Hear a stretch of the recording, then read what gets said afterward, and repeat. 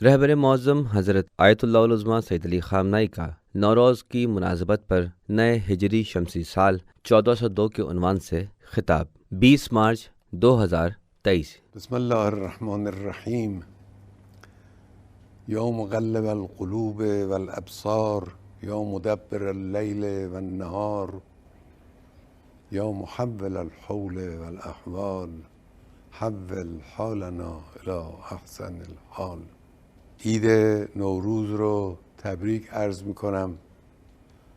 اے دلوں اور نگاہوں کو پلٹنے والے، اے رات اور دن کا نظام چلانے والے، اے سال اور احوال کو تبدیل کرنے والے، ہماری حالت کو سب سے اچھی حالت میں تبدیل فرما دے۔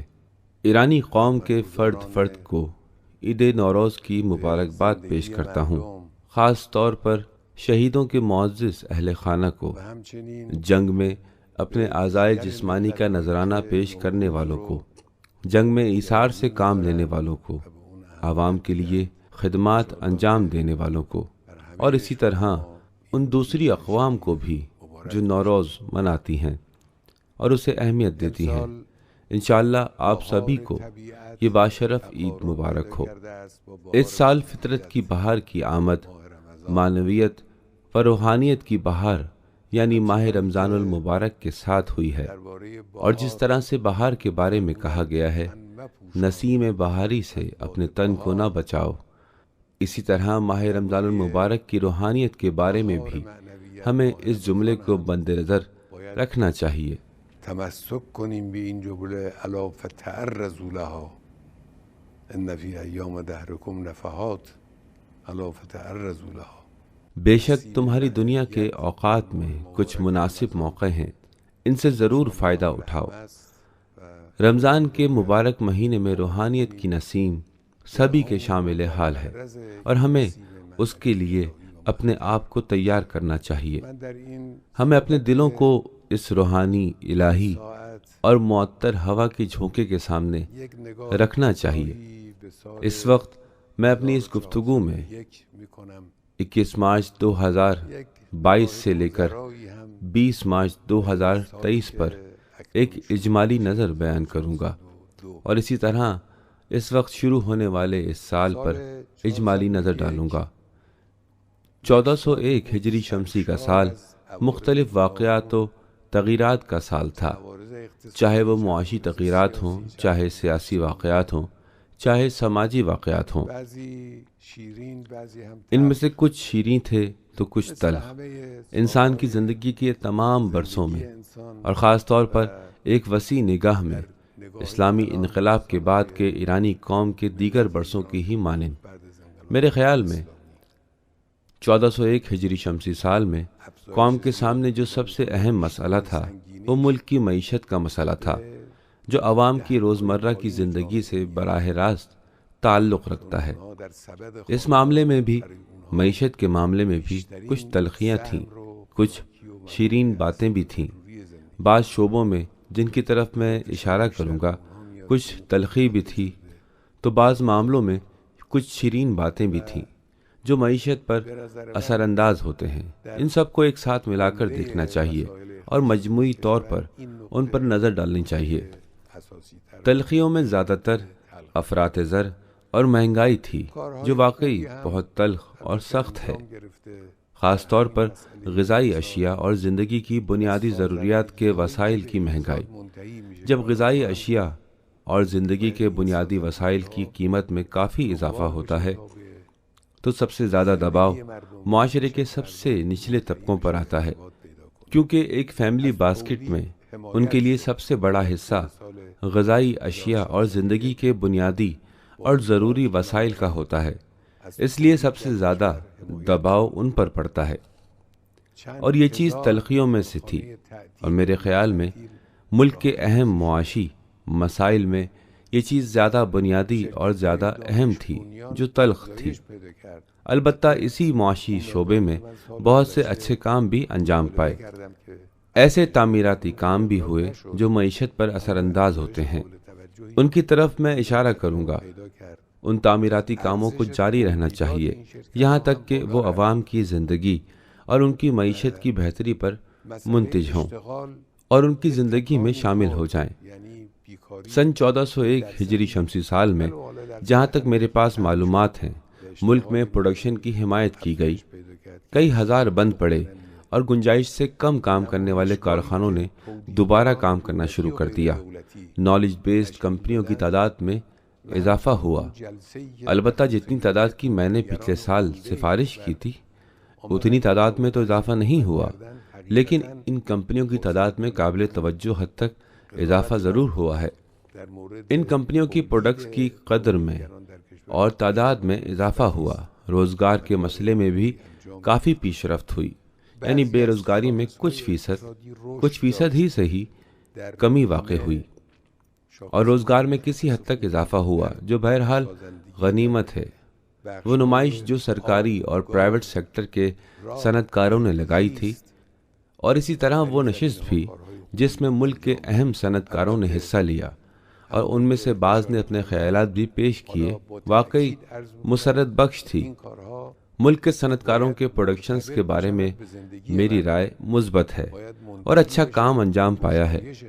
بعض معاشی اشاریوں میں پیش رفت ہوئی، انشورنس میں ہمارے انڈیکیٹرز اچھے ہیں، تعمیرات میں، پانی، گیس، سڑک، ماحولیات وغیرہ کے شعبوں میں اچھے کام انجام پائے ہیں۔ البتہ جیسا کہ میں نے کہا اور اب زور دے کر عرض کر رہا ہوں، ان کاموں کا عوام کی زندگی میں اپنا اثر دکھانا چاہیے اور عوام کی زندگی میں آسائش پر منتج ہونا چاہیے۔ یہ کام کب ہوگا؟ کب ایسی صورتحال بنے گی؟ جب یہ سلسلے جاری رہے، جب ان کاموں کے سلسلے میں ٹھوس اور گہری منصوبہ بندی ہوتی رہی اور اس پر عمل ہوتا رہے۔ انشاءاللہ اس سال یہ کام جاری رہیں گے تاکہ یہ تعمیری کام لوگوں کی زندگی میں رونق اور لوگوں، خاص طور پر کمزور طبقوں کے دسترخوان میں گشائش اور آسانی پر منتج ہوں۔ البتہ یہ نکتہ بھی مد نظر رہنا چاہیے، معاشی مسائل اور معاشی مشکلات صرف ہمارے لیے ہی نہیں ہیں۔ آج دنیا کے بہت سے ممالک، شاید کہا جا سکتا ہے کہ دنیا کے تمام ممالک کو ایک خاص قسم کے معاشی مسائل کا سامنا ہے، یہاں تک کہ دولت مند ممالک، مضبوط اور پیش رفتہ معیشت رکھنے والے ممالک کو بھی واقعی ان کے سامنے بہت زیادہ سخت مسائل اور دشواریاں موجود ہیں۔ اس لحاظ سے بعض ممالک کی صورتحال تو ہم سے بھی کہیں زیادہ خراب ہے۔ مضبوط معیشت والے ممالک میں بینک دیوالیہ ہو رہے ہیں، جس کی خبر آپ نے ابھی حال ہی میں سنی ہے۔ البتہ بعض ممالک کی خبریں دی گئیں اور بعض کی نہیں دی گئیں، لیکن وہ خبریں بھی سامنے آ جائیں گی۔ بعض ممالک میں بینکس دیوالیہ ہو رہے ہیں، کھربوں کے غیر معمولی قرضے ہیں، اور یہ سب مشکلات ہیں، وہاں بھی ہیں، یہاں بھی ہیں۔ وہ بھی انہیں برطرف کرنے کی کوشش کر رہے ہیں۔ ہمیں بھی کوشش کرنی چاہیے، کام کرنا چاہیے، عہدیداروں کو کام کرنا چاہیے۔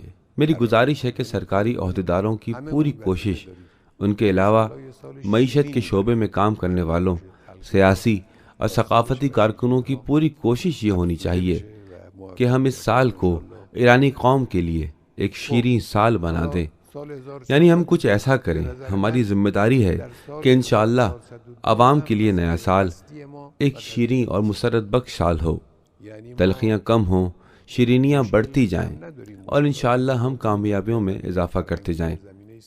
اب ہم اس سال کی بات کرتے ہیں، اور میرے خیال میں اس سال میں بھی ہمارا کلیدی مسئلہ معیشت کا مسئلہ ہی ہے۔ مطلب یہ کہ ہمارے مسائل کم نہیں، مشکلات مختلف ہیں، ثقافت کے شعبے میں، سیاست کے شعبے میں، لیکن اس سال میں بھی ہمارا اصلی اور بنیادی مسئلہ معیشت کا ہے۔ یعنی اگر ہم انشاءاللہ معاشی مسائل کو کم کر سکے اور انشاءاللہ عہدیداروں نے اس شعبے میں ہمت سے کام لیا، غور و خوض کیا اور اہم کوششیں انجام دیں، تو ملک کے بہت سے دوسرے مسائل بھی حل ہو جائیں گے۔ حکومت بھی، مجلس شورائے اسلامی پارلیمنٹ بھی، معاشی شعبے میں کام کرنے والے بھی، اور جوان اور پرجوش جوان عوامی گروہ بھی، جن میں سے بعض گروہوں کو میں پہچانتا ہوں اور ان سے واقعی وابستگی رکھتا ہوں، اور میں جانتا ہوں کہ وہ اسی معیشت کے مختلف شعبوں میں بڑے اچھے کام کر رہے ہیں۔ ان سب کی کوششیں ملک کی مشکلات اور عوام کی مشکلات کو دور کرنے پر مرکوز ہونی چاہیے۔ ان مشکلات کو دور کرنے کا کام کبھی بنیادی معاشی کاموں کے ذریعے ہوتا ہے، جیسے پیداوار جو معیشت میں ایک بنیادی کام ہے، یعنی پروڈکشن اقتصادیات میں ایک بنیادی کام ہے، یعنی انسانی اور اسلامی کاموں کے ذریعے ہوتا ہے، جیسے معاشرے کے کمزور طبقوں کی دستگیری، ان کے لیے عوامی امداد اور عوامی تعاون۔ البتہ میں نے جو پروڈکشن کہا اور پیداوار پر زور دیا، تو پروڈکشن کے ساتھ سرمایہ کاری بھی اہم ہے۔ اس پر محترم حکومتی عہدیدار بھی توجہ دیں اور نجی سیکٹر کے لوگ بھی توجہ دیں۔ ہم تقریباً 2010 کے عشرے سے سرمایہ کاری کے لحاظ سے کافی پیچھے ہیں۔ ہمارے ملک کا ایک اہم خلا سرمایہ کاری ہے۔ سرمایہ کاری ہونی چاہیے، یہ بھی ایک اہم کام ہے۔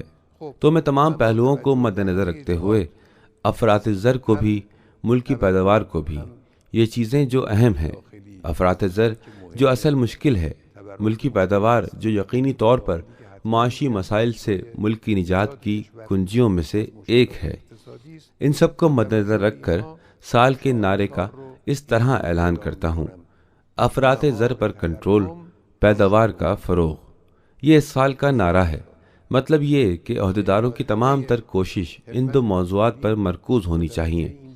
پہلے مرحلے میں سرکاری عہدیدار، اگلے مرحلے میں جیسا کہ میں نے عرض کیا معاشی کارکن، عوامی کارکن، وہ لوگ جو کچھ کر سکتے ہیں، ثقافتی کارکن، ریڈیو اور ٹی وی کا ادارہ جسے ان معاملوں میں ثقافت سازی کرنی چاہیے، یہ سبھی ان دو اصلی نکات پر اپنی توجہ مرکوز رکھیں۔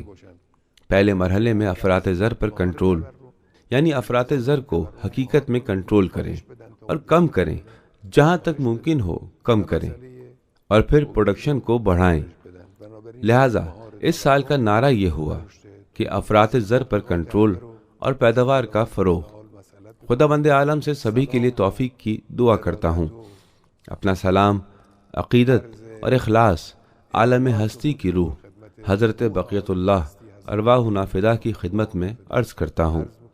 ہمارے عظیم الشان امام خمینی کی پاکیزہ روح اور عزیز شہداء کی پاکیزہ ارواح کے لیے خداوند عالم سے درجات کی بلندی کی دعا کرتا ہوں، اور ایرانی قوم کے لیے خداوند عالم سے سعادت، مسرت اور حیات نو کی دعا کرتا ہوں۔ کچھ اور باتیں بھی ہیں جنہیں انشاءاللہ میں اپنی تقریر میں عرض کروں گا۔ السلام علیکم ورحمۃ اللہ وبرکاتہ۔